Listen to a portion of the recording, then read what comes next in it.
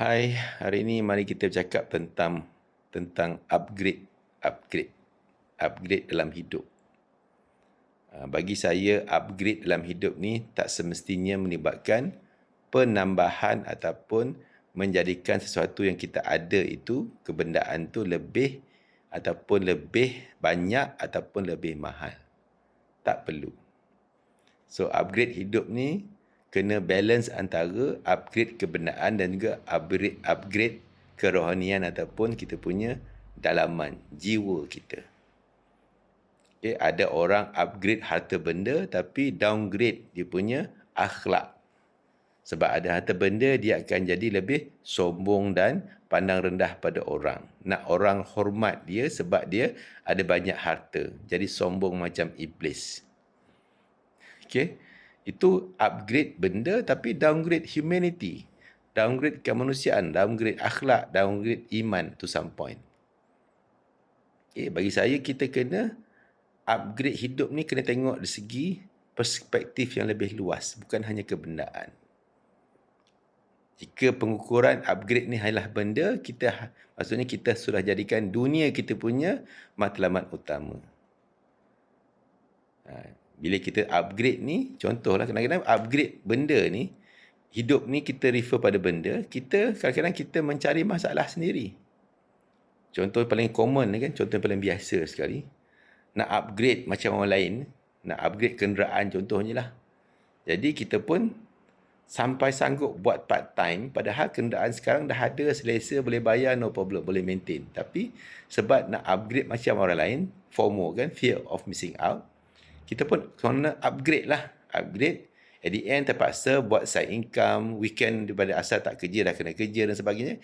Upgrade benda tapi downgrade quality of life. Itu tak termasuk lagi kurang ibadat. So, jadi bagi saya, upgrade hidup ni kena seimbang antara upgrade kebendaan. Dan saya punya pendekatan senang, mudah. Bila pendapatan saya bertambah, tak semestinya saya punya perbelanjaan kebendaan saya mesti bertambah. Simple saja. Tapi saya punya masa untuk keluarga patutnya lebih bertambah. Maksudnya bila pendapatan saya bertambah, okay, kerjaya saya makin meningkat, maksudnya masa saya dengan keluarga makin banyak, makin meningkat, makin berkualiti. Itu yang saya punya cara lah. Sebab tu bila saya akan tambah kebendaan hanya bila ada keperluan.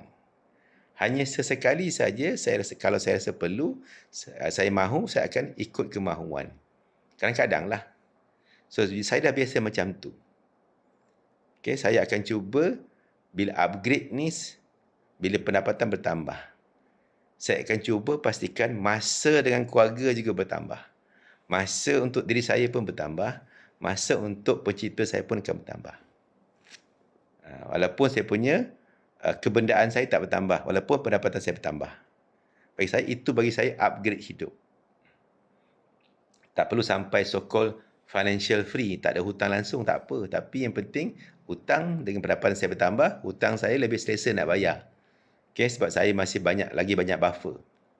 Bagi saya, kalau pendapatan kita bertambah, tetapi kita punya perbelanjaan pun bertambah, buffer kita tu makin kecil, bagi saya itu bukan upgrade.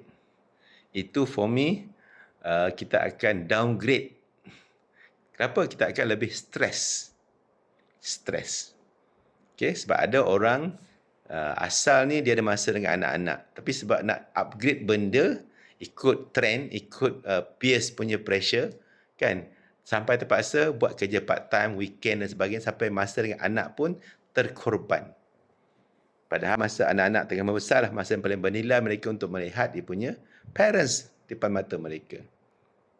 Sebab tu bila kita dah hidup ni, bagi saya upgrade hidup ni tak semestinya kita upgrade kebendaan. Selagi kita dapat apa yang kita perlukan, so sepatutnya kita sudah memandai. Kalau kita kejar sangat kebendaan, sampai kita masa dengan keluarga, anak-anak kita, isteri kita, dengan Tuhan kita pun akan terkorban. Saya pernah jumpa ada orang, okay, lagi 5 tahun nak pencen, ada masa di surau, masa di masjid. Selepas pencen jadi makin, padahal dah pencen jusa ni. Okey, bayangkan anak-anak semua dah lepas. Tapi lepas pencen jadi makin sibuk. Sebab apa? Nak upgrade, korang nak upgrade macam-macam. Upgrade benda, nak upgrade high level punya circles and all that lah. Dah kena macam-macam. So, jadi upgrade benda, upgrade dunia, tapi downgrade quality of life. Okay, tu saya punya pendapat, saya punya pandangan lah. So, ingat, upgrade hidup ni kita kena seimbangkan antara upgrade kebendaan dan juga upgrade kita sebagai hamba Allah. Okay, ingat kalau kita upgrade kebendaan tapi downgrade quality of life dengan anak, dengan keluarga, okay, dengan isteri, dengan Tuhan, dengan masyarakat, even dengan ibu bapa. Itu bukan upgrade, itu hanya kita sesat dalam mengejar dunia yang takkan ada penghujungnya. Jadi sekali lagi, upgrade hidup, okay, jangan selalu samakan dengan upgrade kebendaan sahaja. InsyaAllah.